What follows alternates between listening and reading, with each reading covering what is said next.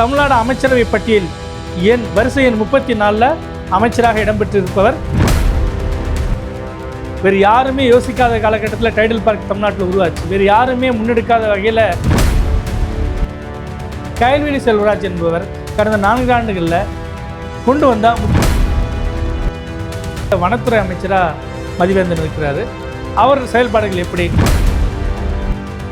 அவர் ஒவ்வொரு விஷயத்துக்கும் எம்பி வர வரைக்கும் காத்துட்ருக்க வேண்டிய சூழலில் தான் அவர். முதலமைச்சர் மு க ஸ்டாலினுக்கும் துணை முதலமைச்சர் உதயநிதி ஸ்டாலினுக்கும் யார் ரொம்ப நெருக்கமாக இருக்கிறாங்க? வெற்றி தோல்வி இழுபறி அப்படின்ற கேட்டகரி நம்ம பிரிக்கும்போது இதில் மன்னார்குடி தொகுதியில் டிஆர்பி ராஜா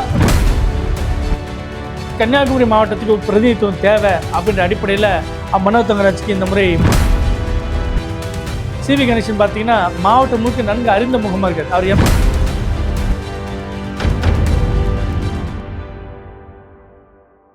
டிஎன் டாக்ஸ் நேயர்களுக்கு வணக்கம். நான் உங்கள் அரவிந்த் குமார். மாவட்ட வாரியாக தேர்தல் கள நிலவரத்தை கடந்த சில மாதங்களாக நமது டிஎன் டாக்ஸ் யூடியூப் சேனலில் பார்த்துட்டு வந்தோம்.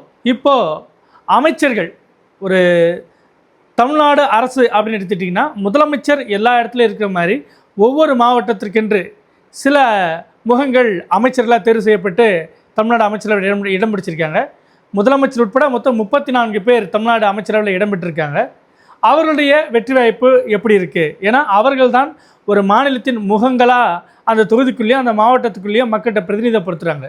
ஏன்னா நேரடியாக எம்எல்ஏ கிட்ட சில முறையீடுகளை கொண்டு போய் சேர்க்கலாம். இன்னும் சில விஷயங்களை அமைச்சர் வாயிலாக அணுகும்போது அது எளிதில் நடக்குன்ற மாதிரி பொதுமக்கள் நம்புகிறாங்க.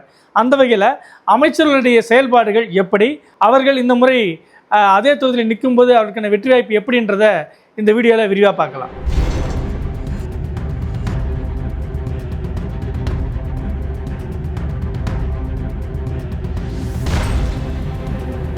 முதல் இடத்தில் அமைச்சரில் மு க ஸ்டாலின் இருக்கிறாரு. நாம் மொத்தம் 34 பேர் கொண்ட பட்டியலில் 34வது இடத்துலேருந்து பின்னோக்கி நம்ம முன் செல்லலாம். அந்த வகையில் தமிழ்நாடு அமைச்சரவை பட்டியல் வரிசை எண் 34 அமைச்சராக இடம்பெற்றிருப்பவர் கயல்விழி செல்வராஜ். மனிதவள மேலாண்மை மற்றும் முன்னாள் படை வீரர்கள் நலன் அப்படின்ற ஒரு இலாக்காவின் ஒரு துறையின் அமைச்சராக கயல்விழி செல்வராஜ் இருக்கிறாங்க. எனக்கு நீண்ட காலமாக ஒரு எண்ணம் இருக்குது. மாறி வரும் தொழில்நுட்பம் சமூக பொருளாதார மாற்றங்களுக்கு ஏற்ப தமிழ்நாடு தன்னை தகவமைச்சிட்டே வந்துட்டுருக்கு. வேறு யாருமே யோசிக்காத காலகட்டத்தில் டைடல் பார்க் தமிழ்நாட்டில் உருவாச்சு. வேறு யாருமே முன்னெடுக்காத வகையில் அறிவியல் நகரங்களை நம்ம உருவாக்கணும். அப்படி பார்க்கும்போது வெவ்வேறு காலகட்டத்தில் வெவ்வேறு விஷயம் நம்ம முதலடி எடுத்து வச்சுருக்கோம்.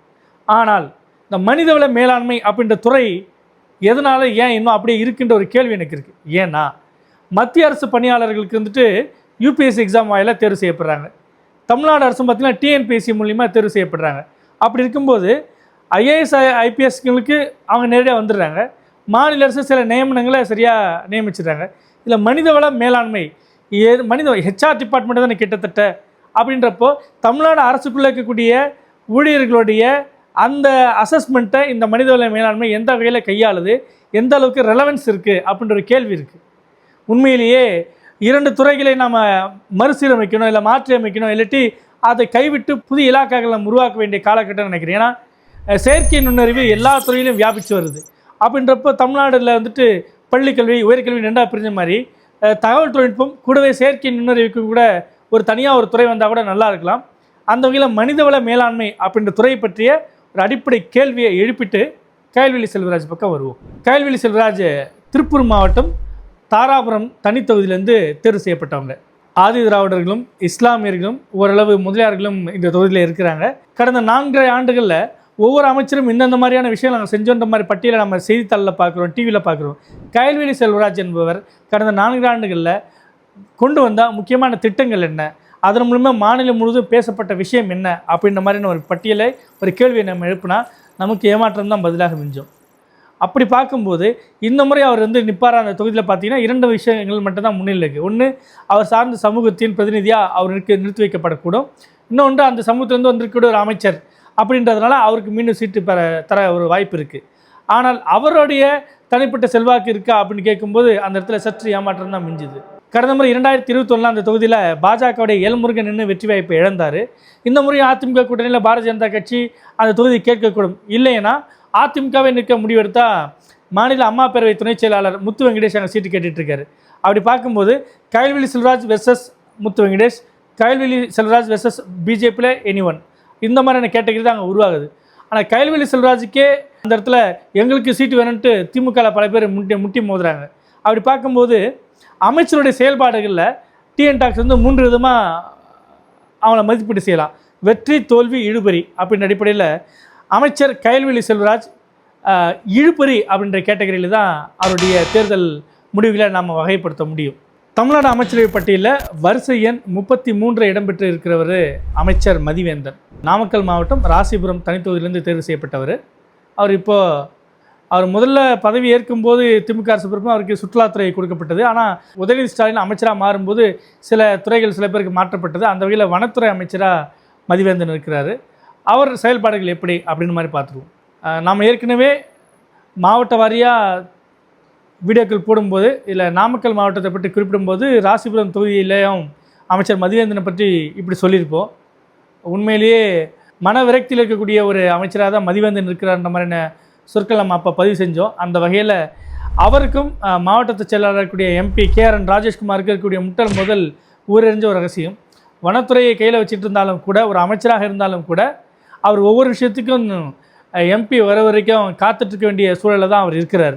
கடந்த முறை 2021 சட்டமன்ற தேர்தலில் அவர் வெறும் 1000 வாக்குகள் வித்தியாசத்தில் தான் வெற்றி பெற்றார். ஏன்னா அவரை எதிர்த்து போட்டிட்டு அதிமுகவில் சரோஜா வந்துட்டு 1000 வாக்குகள் பின்தங்கி இருந்தாங்க. அந்த 1000 வாக்குகள் எங்கே போச்சுன்னா அமமுக வேட்பாளர் அன்பழகன் தான் அந்த 1000 வாக்குகளை பிரித்தார்.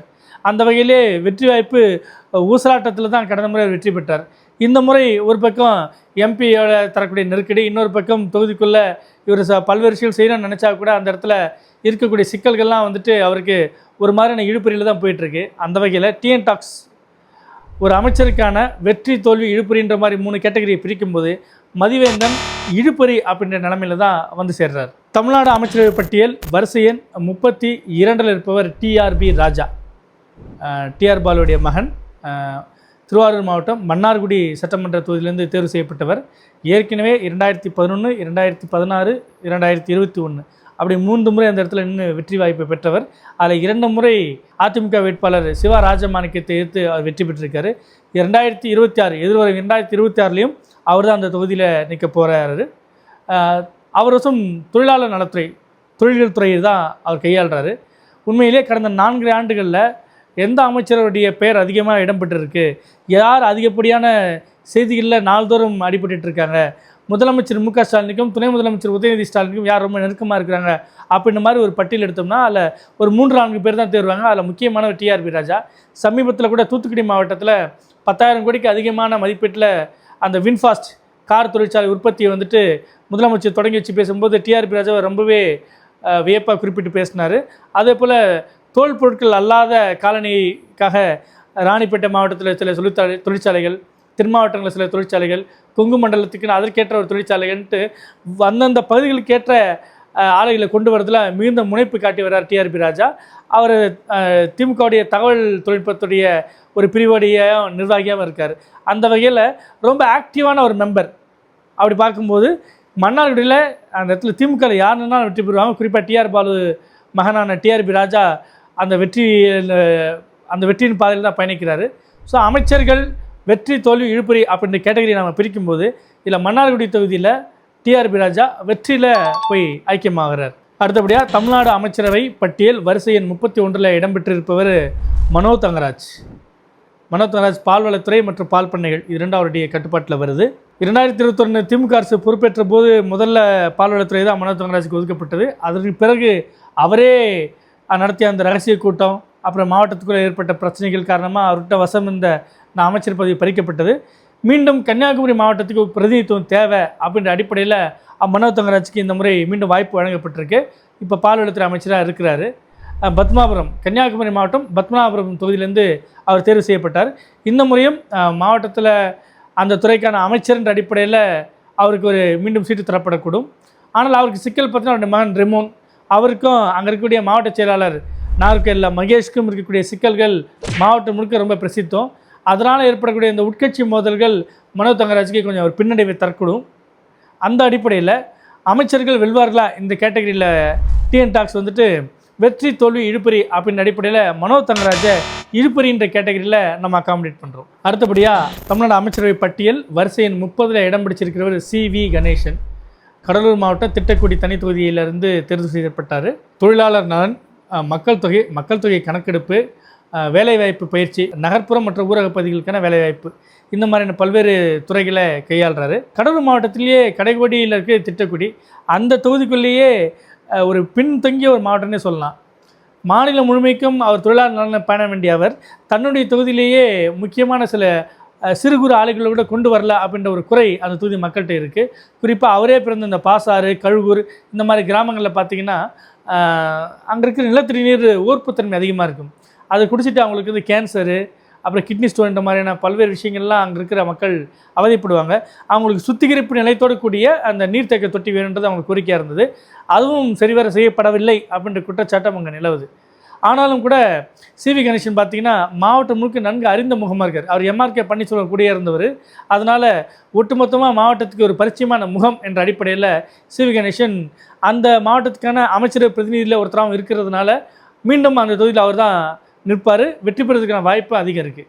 அப்படி பார்க்கும்போது வெற்றி தோல்வி இழுபறி அப்படின்ற கேட்டகரியில் சி.வி. கணேசன் வெற்றின்ற இடத்துல ஐக்கியமாகிறார். இன்னும் அடுத்தடுத்த அமைச்சர்களுடைய வெற்றி வாய்ப்பு என்னன்றதை இனிவரும் வீடியோக்களில் நம்ம தொடர்ந்து பார்ப்போம். இது போன்ற நுணுக்கமான பார்வை கொண்ட அரசியல் வீடியோக்களை நமது டிஎன் டாக்ஸ் யூடியூப் சேனலில் தொடர்ந்து பாருங்கள். நன்றி, வணக்கம்.